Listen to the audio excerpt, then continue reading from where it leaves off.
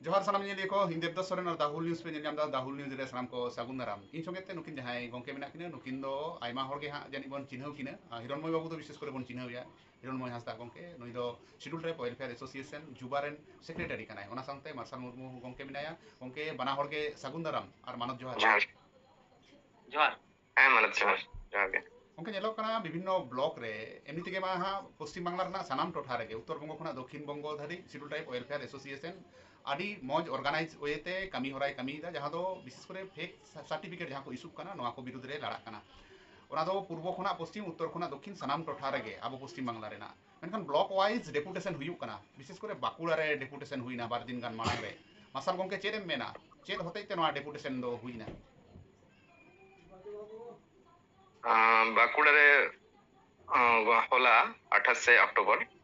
Raipur block रे meeting BDO ठेन deputation होइना रायपुर ब्लॉक रे ñᱮᱞ गो कना देशवाली पातर टाइटल को किछु देशवाली माझी टाइटल किछु मेना को पदवीधारी उनको प्रधानमंत्री आवास योजना जहां मेना तबना पश्चिम बंग सरकार से भारत सरकार जहां मेना ओनारे ñᱮᱞ गो कना जे आवास योजना ना लिस्ट रे उनको किछु कान को एसटी युतुम तको सिलेक्ट करना माने एसटी कोटा रे उनको ना ओड़ा रेना दाव को ñam दा तो ओना के नो लिस्ट ñel बड़ा कते बाकुड़ा जिला शाखा जुब कमिटी एवं मातर कमिटी बनार पाहटा खन गे नो लिस्ट ñam कते रायपुर ब्लॉक नि वीडियो ठन इंटीमेशन एम होइलेना जे आले आपे संग ले गालमाराव ले दुड़ुबा ओना मुताबिक होला 28 अक्टोबर रायपुर ब्लॉक वीडियो ठन डेपुटेशन एम चला होइलेना चेक को गपाल मारा हुईना ओने ना को हाबे ñᱮᱞᱚᱜ ᱠᱟᱱᱟ पुन मोड़े होड़ा उनका लिस्ट नितुम ñᱮᱞᱚᱜ ᱠᱟᱱᱟ ओंडे जहां दो देशवाली माझी कना को अदो नु चेदे मेन केदा ओंडे नि आधिकारिक हां हिरणमय बाबू मा लैते उन ओंडे अधिकारी साथे जहां गालमारा उनको दो उनको का सर्टिफिकेट को इशू लिदा भूल कते को गालमारा जे भूल कते इशू कदा किंतु आको के मिटे भूल सुधारना को जायगा को तैयारी कदा ओना लगी उनको ऑलरेडी अगस्त मास रे पुन होड़ा माने आको एक परिवार गे पुन होड़ा कैंसिल लगी मिटन ब्लॉक को रिकमेंडेशन को कोल कदा खातड़ा एसडीओ अंडर रे जेतु कना खातड़ा एसडीओ ठेन ओना तथ्य आले को मालिया এবং যেহেতু খাতড়া এসডিও এখনো ওনা ক্যান্সেলেশন কাতে আউরি স্টেট রে কোলা ওনা লাগি আলে সাথে গালমারা এবং আলে হোনা তথ্য এম কালে যেহেতু সামনে মাস রেগলে চালাক কানা খাতড়া এসডিও ঠেন আলে হো মিটে স্পেশাল ले माया এবং ওনা ডকুমেন্টস যেহেতু মিনা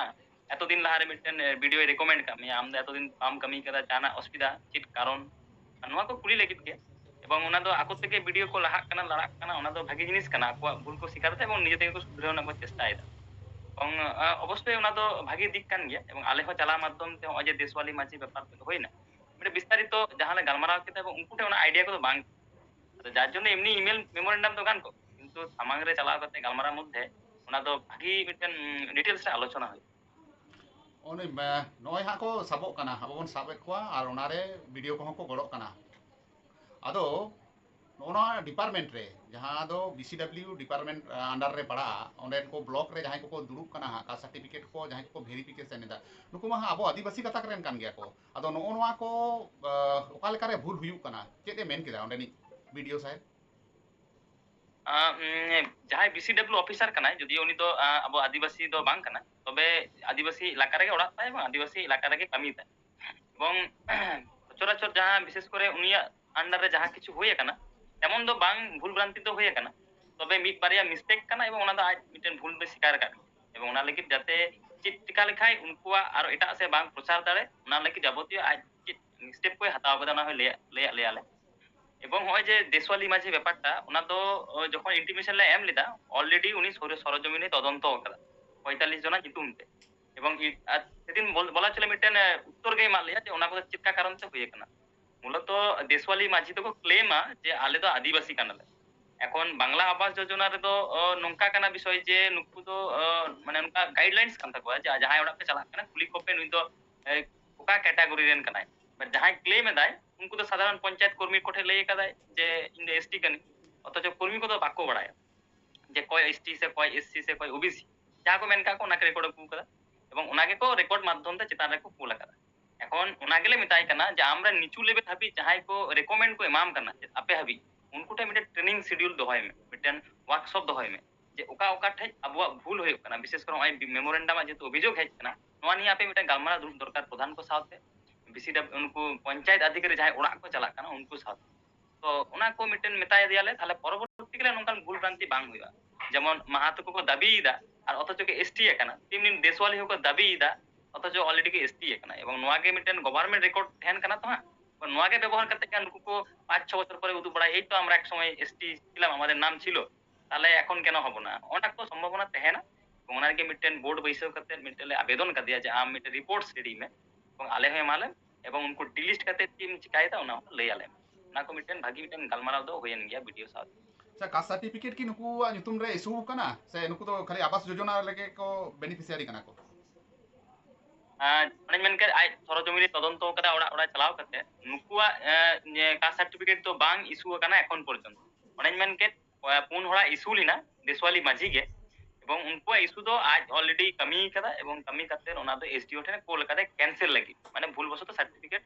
ইস্যু না ক্যান্সেল কোল কাদা এখন ইস্যু আর নোয়া কো মাধ্যম থেকে নোয়া গভর্নমেন্ট রেকর্ড কে উদুক কাতে কোনোদিন বাং কোনোদিন তো ইস্যু আহা আর ওনাকে আগলে টেকাও দারাম লাগি যাতে গভর্নমেন্ট রেকর্ড রেগে যাহাই কো দাবি দে উনকু তেহেন গে বাকো তেহেন ekal noy ha खतरा एसडीओ ठेन चला हाँ पे मेने आदो खतरा एसडीओ रे प्रतिनिधि मूलक डेपुटेशन के हुआ से ओंडे तो जमेलाई सही हुआ খাতড়া এসডিও রে তো এখন বালে জমেলাই দা এই কারণতে কারণ এখন খাতড়া এসডিও আন্ডারে তালডাংরা রে বিধানসভা মিটেন ভোট চালাক কানা এখন সামনে মাস রে ওনার নাম ভোট को चालू तो এবার 26 তারিখ মিটে ডেট থাকে কান তালে অ্যাপয়েন্টমেন্ট আর এসডিও সাথে এসডিও को फोन लेदा যে আপনি তো ডেট को একটু তাইনম তাবন তাহলে উনকো ভোট को মিটেও করতে নোয়া নিয়ে আলে সাথে को দুড়ুবা এবং আলে তো চালাও লেন গেলে যদি সদুত্তর লে নামি দা চিদা সে সদুত্তর মেনদা আলে যাহা ডেপুটেশন লে মেমোরেন্ডাম লে এম লিদা মিটেন দ রায়পুর ব্লক রেনা লে এম কিদা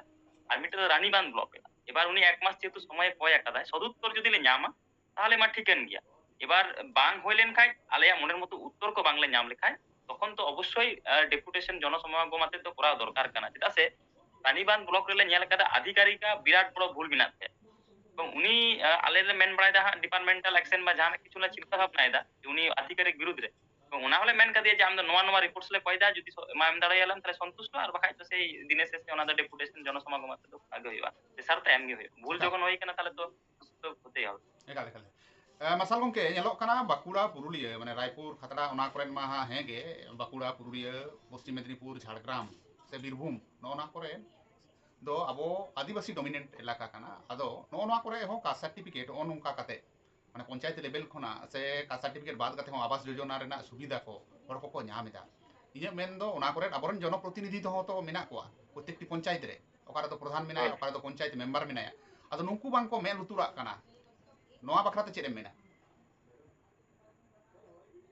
হ্যাঁ প্রত্যেকটি দপ্তর রেগে লই গানোয়া পঞ্চায়েত থেকে শুরু করে বা BDO office sub division level প্রত্যেকটি দপ্তর রেগে আবরেন সান্তাল কত মেনা কো গিয়া মেনখান সারি কথা তো সারি কান গিয়া উनको तो সেরকম ভাবতে বাকো মেন লুতুরাক কানা নোয়া কো ইদি কাতে বাকো মেন লুতুরাক কানা নন্ডে তো ইয়া লই গানোয়া রাজারি দল को মিটেন চাপ হো মেনা লই গানোয়া যেটা সে আলে জেলা কালে নেলা কাতে সারেঙ্গা ব্লক রে বিশেষ করে দুয়ারে সরকার এম সময় যাহা को সার্টিফিকেট को ইস্যু কানা उन समय মানে যে লেকান পরিস্থিতি को নেলা কানা না ক্যাম্প করে না বা প্রধান को ব্ল্যাঙ্ক সার্টিফিকেট को ইস্যু ইদা ব্ল্যাঙ্ক মানে আলে ñam হলে ñam কাদা নঙ্কা nyalogok kana গ্রাম পঞ্চায়েত না nyutum mena memo number date em mena প্রধানা সিল সিগনেচার mena অথচ চেত হো অল বানুয়া তাহলে হন নঙ্কা কাতে প্রধান को ako রাজারি জোর খাটাও কাতে হোক প্রভাব খাটাও কাতে হোক নঙ্কা কাতে ko ইস্যু ইদা ব্ল্যাঙ্ক সার্টিফিকেট এবং ওনা জায়গা রে যে কোনো হড়গে যে আলে তো এসটি কানালে সে বিশেষ কাইতে দুয়ারে সরকার খনগে জাস্তি কাইতে বিশেষ নোয়া এরিয়া রে nyalogok kana যে ভাগে কে কাস্ট সার্টিফিকেট ইস্যু kana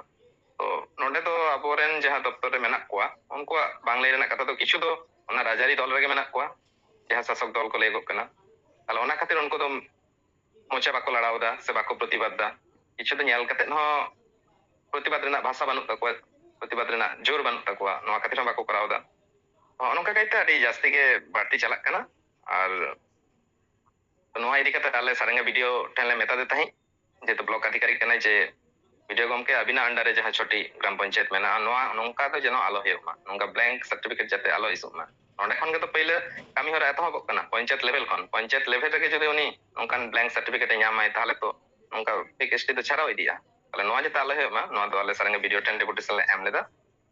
চেদা সামনা তো 2023 অক্টোবর সময় লে ñal কেদা সারেঙ্গা ব্লক রে হো maintain fake ST le nyam lede ona do huyuk kana ICDS দপ্তরে যাহা হেল্পার রিক্রুটমেন্ট হইনা ডাইরেক্ট রিক্রুটমেন্ট অনা তো 2009 রেনা প্যানেল থাকে না কিন্তু রিক্রুটমেন্ট নিয়োগ হয়না 2023-24 রে উন ñel lena je Sarenga block রেনা আন্ডারে বড়গুড়িয়া গ্রাম পঞ্চায়েত বলে মিটন গ্রাম পঞ্চায়েত মেনা অন্ডানি মিটন অর্চনা প্রামাণিক বলে মিটন দেখো কুড়ি হপন উনি হ এসটি nyutuman রে সিলেক্ট লেনা প্যানেল রে এবং আলে হ অনা দিকতে সারেঙ্গা ভিডিও টেন এবং সারেঙ্গা সিডিপিও টেন ডেপুটেশন লে এম লেদা তো অনা মোতাবিক নিতো যাহা রেজাল্ট লে ñam kada উনি অর্চনা প্রামাণিক তো অনা ভ্যাকেন্সি রে নিয়োগ বাকো এম কাও দিয়া অনা জায়গা রে দ্বিতীয় নম্বরে যাহাই ইয়ে তাহা কানা দসার রে আবাই সান্টার গে জবা হাসদা nyutuman উনি গে নিতো বাহাল কানাই ICDS হেল্পার ইয়ে রে পদ রে বাহাল কানাই একাল নোয়া কমা হুয়ুক কান ᱜᱮ ᱟᱵᱚ ᱵᱚᱱ ᱯᱨᱚᱛᱤᱵᱟᱫᱮᱫᱟ বিভিন্ন রকম সংগঠন হকো প্রতিবাদেদা বিশেষ করে ননা ফেক এসটি সার্টিফিকেট ইস্যু ইদি কাতে তো শিডিউল ট্রাইব ওয়েলফেয়ার এসোসিয়েশন আডি জোর গে প্রতিবাদেয়া আদো নুনকু জাহাই আবরন জনপ্রতিনিধি মেনা কো ওনা মেন পঞ্চায়েত মেম্বার সে পঞ্চায়েত প্রধান কো সে জেলা পরিষদ রেন জাহাই মেম্বার কো নুনকু যে ওনা কো নেল কাতেন হ নন কো বুঝ কাতেন হ বাং কো প্রতিবাদেদা সে আবো ঠেন বাং কো সদরেদা ako বাং কো প্রতিবাদ দাড়ে কানা ঠিক কথা কান গেয়া যে ako ওনা শাসক দল রে মেনা কো প্রতিবাদ মা লাক্তি কান গে মেনখান বাকো প্রতিবাদ দাড়ে কানা আবো ঠেন হ ইনফরমেশন বাকো এমদা নুকু চিতান রে আবো বিহেভিয়ার সে উনকু ওকা লেকা আবো টিক দরকার কানা হিরণময় বাবু বিহেভিয়ার তো আবো দবন বাড়াই গিয়া তো চিটেম মেতা কো নোয়া মিটা বিষয় কানা আবো মিটা বন ডেপুটেশন কে এমএলএ এমপি ঘেরাও তাহলে দিনে শেষে রেজাল্ট চিটবন জাম কিতা সেই ঘুরে ফিরে আকো দো ওনা জায়গা থেকে সীমাবদ্ধ যদি কো মিধা কো মেন কিয়া যে দেন নেসে লাসনা লিস্ট কো এমালে আলে হলে ñel লাগি আলেয়া প্রভাব খাটাও কাতে যাহা এসইও রে অসুবিধা হয়ুক কান তাপে ওনা করলে আলেয়া মিটেন এমএলএ চিঠি মাধ্যম তেলে কোলা और आले कल्याण समिति ले कमी तो तो दिन धरे उनकान कोनो मिटन ये अरदास बांग हेज कना उनकान बड़ो बड़ो एमपी एमएलए को सावते माने रे इतना होय कना ना जे दुआरे सरकार तो बला चले तो बन बड़ाई गया जे अकय शासक আমল থেকে আরম্ভ কনা আদা আবরেন আধিকারিক তো ইনদিন মানে এমএলএ এমপি को तो মানে उनको तो শিক্ষিত তো না পুথিগত শিক্ষিত হ মস্ত বাকো শিক্ষিত হোগা আদা যখন হয় যে কো দুয়ারে সরকার লেদা মিটেন ইস্যু রিনা তো মিটেন নিয়ম মিনা তো যে চটপট আজকে সার্টিফিকেট জমা দিল 10 দিনের মধ্যে ওগুলো ক্লিয়ার করতে হবে আর যখন কো মেহনত থানা আদো আপে এমএলএ এমপি তো একটু পাপে লইয়া যে নোয়া তো নংকান জিনিস তো বাং কান তার মানে নুকু তো ক্লিয়ার রে একটু ফেস তো দহকা কো হইবা আর এসটি সিট তো কাকে তো বসাতে হবে কেউ না কেউ তো বসবে আর নিলাম নুকু তো শিক্ষিত হল কথা হোক কিন্তু না যে শিক্ষা না ভাগি জায়গা রে কো আদিবাসী সমাজে রিপ্রেজেন্ট উনকান হল তো বাকো আদো নুকু তো ফেস তো কানা যাহা তিনা মেতা করে হ সেই ঘুরে ফিরে ওনা জায়গা রে কো তেহনা আক তো চিরবাবু চিকাই যার জন্য ভাই কল্যাণ সমিতি রাখা আমাদের চিত প্রয়োজন পড়াও তো ওনাকে কানা যে এক্সপেকটেশন দ বানুয়া উनको প্রতি এবং যাহা গে মিনা আবু যত হড় মিলা আদিবাসী যাহাই কো মিনা আপনা কমি গো হইতা ᱮᱠᱟᱞ ᱮᱠᱟᱞ ᱡᱩᱢᱤᱫ ᱢᱟ ᱞᱟᱹᱠᱛᱤ ᱠᱟᱱ ᱜᱮ ᱵᱟᱝ ᱡᱩᱢᱤᱫ ᱞᱮᱱᱠᱷᱟन ᱱᱚᱜᱼᱚ ᱥᱟᱱᱟᱢ ᱠᱤᱪᱷᱩ ᱠᱚ ᱨᱮᱡᱮᱫ ᱵᱚᱱᱟ ᱚᱲᱟᱜ ᱨᱮᱱᱟᱜ ᱵᱟᱠᱷᱨᱟ ᱠᱚ ᱨᱮᱡᱮᱫ ᱵᱚᱱᱟ ᱡᱚᱢᱤ ᱡᱚᱢᱟ ᱠᱚ ᱨᱮᱡᱮᱫ ᱵᱚᱱᱟ ᱟᱨᱦᱚᱸ ᱟᱭᱢᱟ ᱠᱤᱪᱷᱩ ᱡᱟᱦᱟᱸ ᱚᱞᱚᱜ ᱯᱟᱲᱦᱟᱜ ᱱᱚᱠᱨᱤ ᱪᱟᱹᱠᱨᱤ ᱥᱟᱱᱟᱢ ᱠᱚ ᱨᱮᱡᱮᱫ ᱵᱚᱱᱟ ᱢᱟᱥᱟᱨ ᱜᱚᱝᱠᱮ ᱪᱮᱫ ᱮᱢ ᱥᱟᱸᱫᱮᱥᱮᱢ ᱮᱢᱟ ᱠᱚᱣᱟ ᱟᱵᱚᱨᱮᱱ ᱥᱟᱱᱟᱢ ᱦᱚᱲ ᱠᱚ ᱡᱮ ᱱᱚᱜᱼᱚ ᱱᱚᱣᱟ ᱠᱚ ᱥᱚᱝᱵᱤᱫᱷᱟᱱ ᱨᱮᱱᱟᱜ ᱟᱹᱭᱫᱟᱹᱨ ᱠᱚ ᱡᱟᱦᱟᱸ ᱠᱚ ᱟᱵᱚ ᱵᱚᱱ ᱨᱮᱡ ᱦᱚᱪᱚᱜ ᱠᱟᱱ ᱱᱚᱣᱟ ᱚᱠᱟ ᱞᱮᱠᱟ ᱠᱟᱛᱮ ᱵᱚᱱ ᱨᱩᱠᱷᱤᱭᱟᱹᱣᱟ ᱱᱚᱰᱮ ᱥᱟᱸᱫᱮᱥ ᱮᱢ ᱨᱮᱱᱟᱜ ᱫᱚ ᱟᱭᱢᱟ ᱠᱟᱛᱷᱟ ᱜᱮ ᱢᱮᱱᱟᱜᱼᱟ ᱛᱚᱵᱮ ᱡᱮᱞᱮᱠᱟ ᱧᱮᱞᱚᱜᱚᱜ ᱠᱟᱱᱟ ᱱᱤᱛᱚᱜ ᱚᱛ ᱦᱟᱥᱟ ᱛᱷᱮᱠᱮ ᱥᱩᱨᱩ ᱠᱚᱨᱮ ᱵᱚᱱ ᱨᱮᱡ ᱦᱚᱪᱚᱜ ᱠᱟᱱᱟ ᱚᱱᱟ ᱥᱟᱶ ᱥᱟᱶᱛᱮ ᱟᱵᱚᱣᱟᱜ ᱮᱥᱴᱤ ᱡᱟᱦᱟᱸ ᱟᱹᱭᱫᱟᱹᱨ ᱛᱟᱵᱚᱱ তপশিলি উপজাতি ᱨᱮᱱᱟᱜ ᱡᱟᱦᱟᱸ ᱟᱹᱭᱫᱟᱹর ᱛᱟᱵᱚᱱ ᱚᱱᱟ বাকরা হবন রেজ হচক কানা প্রত্যেকটি জায়গা রে কলেজে এডমিশন থেকে শুরু করে বিভিন্ন রিক্রুটমেন্ট রেনা প্যানেল লিস্ট করে শুরু করে হয় নিতো যাহা রিক্রুটমেন্ট চালাক কানা আপার প্রাইমারি ওনার হন ᱧᱮᱞᱚᱜᱚᱜ ᱠᱟᱱᱟ ᱟᱹᱰᱤ ᱟᱭᱢᱟᱱ ᱯᱷᱮᱠᱮᱥᱴᱤ ᱢᱮᱱᱟᱜ ᱠᱚ ᱜᱮᱭᱟ ᱛᱚ ᱱᱚᱝᱠᱟ ᱠᱟᱛᱮ ᱥᱟᱸᱫᱮᱥ ᱫᱚ ᱱᱚᱣᱟ ᱜᱮ ᱱᱚᱣᱟ ᱞᱳᱠᱟল এরিয়া করে ᱧᱮᱞ ᱵᱟᱲᱟ ᱦᱩᱭᱱᱟ যে আবো সান্তার মধ্যে রে উনা চেঙ্গাওনা সে সচেতনতা এখনো অনকা ভাবে আউরি তৈয়ারবা তার জন্য মানে ᱧᱮᱞ কাতে রহ আডি হড় বন জাপিদেত গিয়া মানে ᱧᱮᱞ দবন লিস্ট ফেকেস্টি কোন্ডো কানা তৌ রে হন নোয়া বিরুদ্ধ রে যত হড় সানাম মানমি বাবন লাহাই হিজুক কানা ইরে বন লাহাই হিজুক কানা যখন ᱧᱮᱞᱚᱜᱚᱜ ᱠᱟᱱᱟ যে নিজেরেন যাহাই হয়তো না ফেকেস্টি ইদি কাতে বিপদ রে পড়াও কানাই উন্না কো লাহাই হিজুক কানা যেমন ᱧᱮᱞ দবন সানাম কো ᱧᱮᱞ দা নেতার সোশ্যাল মিডিয়া যুগ রে ফেসবুক রে কি হোয়াটসঅ্যাপ রে বিভিন্ন জায়গা ফেকেস্টি মেনা বনা কিন্তু নোয়া ইদি কাতে তো খুব একটা বাবন লাহাই হিজুক কানা তো নডে সন্দেশ তো নোয়া গে এমতিং যে যত হড় গে লাহাই হিজুক দরকার তাবন নোয়া যাহা ফেকেস্টি ইদি কাতে সমস্যা নোয়া দো সানাম কো আগে হয়তো নিজে আপনার নিজে হয়তো না সমস্যার বাম পড়া কিন্তু নিজেরেন বকো বয়হা মাই তাকো সে বাবু তাকো সে যাহাই গে পেড়া পড়ে থেকে শুরু করে যাহাই গে পড়াও দাঁড়ায় তো যখনে পড়াই অসুবিধা রে উন অনারিং শুরু আছে উন গড়িং খজোয়া ওনা উন দো ইন দো নোয়া সালেসিং এমা যে বাং দেলা সে যত হট লারে বন হিজুয়া নোয়া ইদি কাতে ফেকেস্টি ইদি কাতে যাহা সচেতনতা চালাক কানা হয় নিতো প্রত্যেকটি মেলা রেগে যাহারে হড়া বেশি জনসমাগম হয়ে কানা যেমন শিলদে পাটাবিন্দে রে যুব শাখা খন সচেতনতা ক্যাম্প তাহে কানা স্টল তাহে কানা ᱯᱟᱨᱚᱢᱮᱱ ᱱᱚᱰᱮ ᱥᱟᱨᱮᱝᱜᱟ ᱵᱞᱚᱠ ᱨᱮᱱᱟᱜ ᱠᱷᱚᱭᱮᱨ ᱯᱟᱦᱟᱲি ᱨᱮᱦᱚᱸ ᱚᱱᱠᱟᱱ ᱠᱮᱢᱯ ᱠᱷᱩᱞᱟᱹᱣ ᱠᱟᱛᱮ ᱥᱴᱚᱞ ᱦᱟᱛᱟᱣ ᱠᱟᱛᱮ ᱥᱚᱪᱮᱛᱚᱱᱚᱛᱟ ᱥᱤᱵᱤᱨ ᱠᱚᱨᱟᱣ ᱦᱩᱭ ᱠᱟᱱᱟ ᱛᱚ ᱟᱥᱚᱜ ᱤᱧ ᱱᱚᱣᱟ ᱛᱟᱞᱟᱛᱮ ᱥᱟᱸᱫᱮᱥ ᱱᱚᱣᱟᱜᱤᱧ ᱮᱢᱟ ᱡᱮ ᱥᱟᱱᱟᱢ ᱦᱚᱲᱜᱮ ᱱᱚᱣᱟ ᱨᱮᱵᱚᱱ ᱞᱟᱦᱟ ᱦᱤᱡᱩᱜ ᱢᱟ যাতে নৌকা ᱫᱚ ᱟᱞᱚ ᱦᱩᱭᱩᱜ ᱢᱟ ᱡᱮ ᱤᱧᱨᱮᱱ ᱥᱮ ᱤᱧ ᱯᱨᱚᱵᱞᱮᱢ ᱨᱤᱧ ᱧᱩᱨᱦᱩ ᱟᱠᱟᱱᱟ ᱛᱚᱵᱮᱱᱟ ᱤᱧ ᱱᱤᱛᱚᱜ ᱜᱚᱲᱚᱧ ᱠᱷᱚᱡᱚᱜᱼᱟ ᱥᱮ ᱱᱚᱣᱟ ᱵᱤᱨᱩᱫᱽ ᱨᱤᱧ ᱨᱚᱲᱟ ᱚᱱᱠᱟ ᱫᱚ ᱵᱟᱝ ᱞᱟᱦᱟ ᱠᱷᱚᱱᱜᱮ ᱱᱚᱣᱟ ᱵᱤᱨᱩᱫᱽ ᱨᱮᱫᱚ ᱴᱮᱠᱟᱣ ᱫᱟᱨᱟᱢ ᱞᱟᱹᱜᱤᱫ ᱡᱷᱚᱛᱚ ᱦᱚᱲᱜᱮ ᱞᱟᱦᱟ ᱦᱤᱡᱩᱜ ᱦᱩᱭᱩᱜ ᱛᱟᱵᱚᱱᱟ ᱱᱚᱣᱟᱜᱮ ᱤᱧᱟᱹᱜ ᱢᱮᱱ ᱫᱚ ᱮᱠᱟᱞ ᱮᱠᱟᱞ ᱮᱠᱟᱞ ᱟᱹᱰᱤ ᱫᱟᱢᱟᱱ ᱠᱟᱛᱷᱟ ᱜᱚᱝᱠᱮ ᱦᱤᱨᱚᱱᱢᱚᱭ ᱵᱟᱵᱩ ᱟᱢ ᱪᱮᱫ ᱥᱟᱸᱫᱮᱥᱮᱢ ᱮᱢᱟ ᱱᱚᱜᱼᱚᱭ ᱡᱮ ᱡᱩᱢᱤᱫ ᱞᱟᱹᱜᱤᱫ ᱩᱱᱫᱤन ᱠᱷᱚᱱ ᱯᱮ ᱨᱤᱠᱟᱹᱭᱮᱫ ᱛᱟᱵᱚᱱᱟ ᱡᱩᱢᱤᱫ ᱟᱠᱟᱫ ᱠᱚᱣᱟ ᱯᱮ ᱟᱹᱰᱤ ᱢᱚᱡᱽ ᱚᱨᱜᱟᱱᱟᱭᱤᱡ ᱦᱚᱭᱛᱮ ᱯᱮ ᱡᱩᱢᱤᱫ ᱟᱠᱟᱫ ᱠᱚᱣᱟ ᱮᱱᱠᱷᱟᱱ ᱟᱨᱦᱚᱸ ᱪᱤᱠᱟᱹᱛᱮᱠᱚ ᱡᱩᱢᱤᱫᱚᱜ ᱛᱟᱵᱚᱱᱟ ᱡᱩᱣᱟᱹᱱ ᱠᱚ ᱥᱮ ᱚᱞᱚᱜ ᱯᱟᱲᱦᱟᱜ ᱜᱤᱫᱽᱨᱟᱹ ᱠᱚ ᱵᱤᱥᱮᱥ ᱠᱚᱨᱮ ᱟᱞᱮ ᱢᱤᱫᱴᱮᱱ ᱠᱚᱨᱢᱚᱥূᱪি ᱞᱮ ᱫᱚᱦᱚ ᱞᱮᱫᱟ ᱡᱮ ᱟᱞᱮ ᱡᱩᱣᱟᱹᱱ ᱠᱚᱣᱟᱜ ᱢᱤᱫᱴᱮᱱ ᱨᱤᱡᱟᱨভᱮᱥᱚᱱ বা সাংবিধানিক অধিকার নিয়ে ᱪᱮᱫ ᱞᱮᱠᱟᱱ ᱪᱤᱱᱛᱟᱹ ᱵᱷᱟᱵᱱᱟ ᱛᱟᱠᱚ ᱡᱮ ᱩᱱᱠᱩ ᱥᱠᱩᱞ ᱠᱚᱞᱮᱡᱽ ᱨᱮᱠᱚ ᱴᱮᱠᱥᱴ ᱠᱚ ᱧᱮᱞᱮᱫ ᱠᱚ ᱠᱷᱟᱡ ᱟᱠᱚᱣᱟᱜ ᱢᱚনের ᱢধ্যে ᱪᱮᱫ ᱪᱟᱞᱟᱜ ᱠᱟᱱᱟ ᱟᱫᱚ 30 আগস্ট ᱢᱤᱫᱴᱮᱱ ᱰᱮপুটেশন ᱞᱮ ᱫᱚᱦᱚ ᱞᱮᱫᱟ ᱨᱟজ্য ᱵᱮᱯী তাতে বুঝ আকানা যে উনকু তো বিষয় তেতো কো বাড়ায়া এবার একটু গাইড কো হইয়া যে আম দো নোয়া নোয়া নঙ্কা কাতেম কামি লিখাই নোয়া নঙ্কা বাদো আর মনের মধ্যে ওনা উনকু সাথে ñাপাম দুড়ুব দুড়ুব গালমারাও এবার বাড়াই গিয়ে জীবন কো একটু মেনা কো জোশ বেশি কিন্তু হুঁশ দো বানু তাকো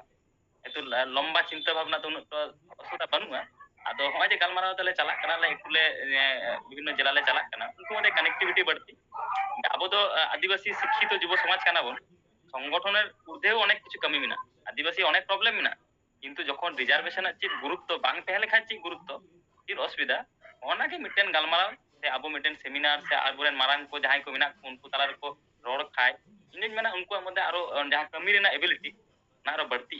तो समय समय तो हिजुक काना को आस्ते आस्ते हिजुक काना आलेन एकमात्र कल्याण समिति रेन तखन हयतो मारांग मारांग सिनियर को कमिए काना এখন আস্তে আস্তে গড়ক কানা মানে ইনিন মেনা যে হয় যে সহযোগিতা আস্তে আস্তে হিজুক কানা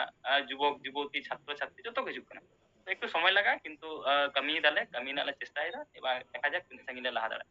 ᱮᱠᱟᱞ ᱟᱹᱰᱤ ᱟᱹᱰᱤ ᱥᱟᱨᱦᱟᱣ ᱵᱟᱱᱟᱨ ᱜᱚᱝᱠᱮ ᱜᱮ ᱩᱱ ᱜᱷᱟᱹᱲᱤᱡ ᱚᱠᱛᱚ ᱮᱢ ᱦᱚᱛᱮᱡ ᱛᱮ ᱫᱟᱦᱩᱞ ᱱᱤᱭᱩᱡᱽ ᱨᱮ ᱟᱨ ᱦᱟᱯᱮᱱ ᱫᱤᱱ ᱨᱮᱱᱟᱜ ᱠᱟᱹᱢᱤ ᱠᱚ ᱥᱟᱨ ᱠᱚ ᱥᱟᱹᱜᱩᱱ ᱠᱚ ᱛᱟᱵᱚᱱ ᱢᱟ ᱥᱮ ᱥᱟᱨ ᱠᱚ ᱥᱟᱹᱜᱩᱱ ᱠᱚᱜ ᱢᱟ ᱱᱟᱯᱟᱭ ᱚᱠᱚᱡ ᱛᱮ ᱱᱚᱣᱟ ᱚᱨᱜᱟᱱᱟᱭᱤᱡ ᱤᱭᱟᱹᱛᱮ ᱟᱵᱚ ᱱᱚᱣᱟ ᱚᱨᱜᱟᱱᱟᱭᱡᱮᱥᱚᱱ ᱠᱚᱵᱚᱱ ᱞᱟᱦᱟ ᱤᱫᱤ ᱫᱟᱲᱮᱭᱟᱜ ᱢᱟ ᱱᱤᱭᱟᱹ ᱟᱸᱥ ᱛᱟᱦᱮᱱ ᱠᱟᱱᱟ ᱢᱟ ᱮᱱᱠᱷᱟᱱ ᱵᱟᱱᱟ ᱦᱚᱲ ᱜᱮ ᱢᱩᱪᱟᱹᱫ ᱨᱮ ᱟᱨ ᱢᱤᱫ ᱫᱚᱢ ᱡᱚᱦᱟᱨ